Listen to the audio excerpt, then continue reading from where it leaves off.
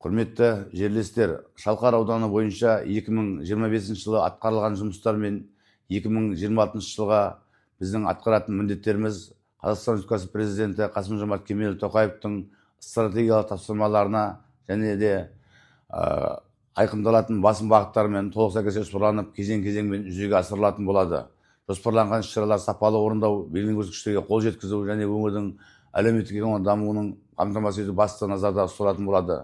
Өткен жылы спорт саласына қомақты қаражат бөлінді.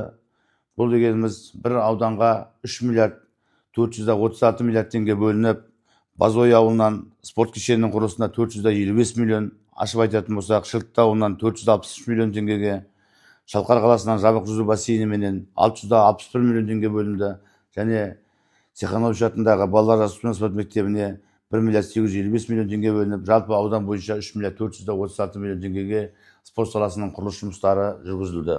Денсаулық сақтау саласын жақсарту мақсатында Шоқсу елді мекені, Сарсай елді мекеніне, 9 елді мекеніне медициналық пункттер салынды. Жалпы ауданға осы медицина саласын дамытуға 445 миллион теңге бөлінді құрылыс жұмыстарына.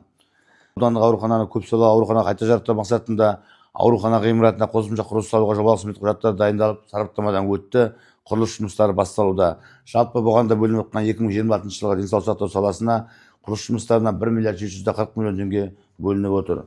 2026 жылы білім саласына Базой ауылындағы жаңа мектептің құрылысын басталуға 3 миллиард 199 миллион теңгеге 320 орындық мектеп құрылысы басталып жатыр қазіргі күні. Енді 2026 жылы Қауылжар ауылының су жүйесін қайта жарақтауға 230 миллион теңге бөлініп, осы жұмыстар биылғы жылы аяқталатын болады. Және су тапшылығын жою мақсатында Шалқар қаласынан 5 скважина қазылды 44 миллион теңгеге. Қаратоғай елді мекенінде бір скважина қазу жұмыстары, мемлекет сатып алу жұмыстары қазіргі күні жүргізілуде. Оған да жергілікті бюджеттен 15 миллион 500 мың теңге қаражат бөлініп отыр. Ал электрмен жабдықтауға келетін болсақ, Базой ауылының электр желілерін қайта жарақтау жұмыстары басталды. Бұл жұмыстар жыл соңына дейін толықтай аяқталатын болады. Бұл жұмыстарға да жергілікті бюджеттен 84 миллион теңге қаржы бөлініп отыр. Аудан тұрғындарын тұрғын үймен қамтамасыз ету мақсатында жеке салымшылар есебінен салынатын үйлердің саны 40 үй салып, тағы да табыстаймыз деп жоспарлап отырмыз.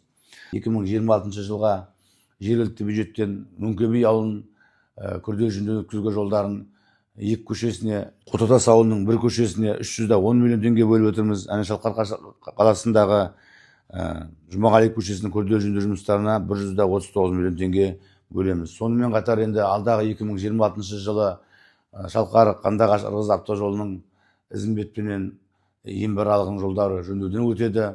Сонымен қатар Бегімбеттен Базой бағытына қарата 20 шақырым биыл толықтай аяқталатын болады. Және Базой бағытынан Шалқар бағытына қарата 15 шақырымның күрделі жөндеу жұмыстары толықтай аяқталатын болады.